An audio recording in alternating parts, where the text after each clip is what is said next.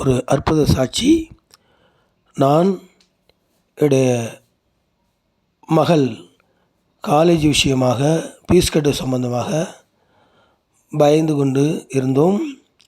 அந்த நேரத்தில் உலகம் முழுவதும் வல்லமையாக பயன்படுத்தப்படும் எவாஞ்சலிஸ்ட் மோன்சி லாசரஸ் அவர்கள் செய்தி கொடுத்தார்.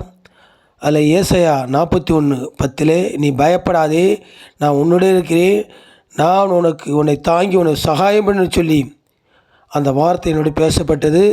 அந்த வார்த்தை என்னை தைரியப்படுத்தியது. நான் கண்ணீரோடு ஆண்டவருக்கு நன்றி சொல்லி ஜெபித்தேன்.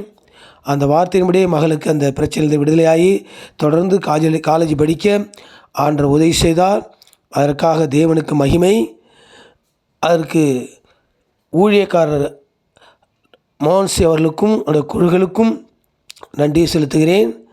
இன்னும் ஆண்டவர் அவரை வல்லமையாய் பயன்படுத்த வேண்டும். சுவிசேஷம் பரவும்போது தான் ஆண்டவருடைய வருகை இருக்குது. அதில் ஆண்டவர் அவரை ஆஸ்வதிப்பாராக. நம்ம அனைவரும் ஜெபிப்போம். தேங்க்யூ. God bless you.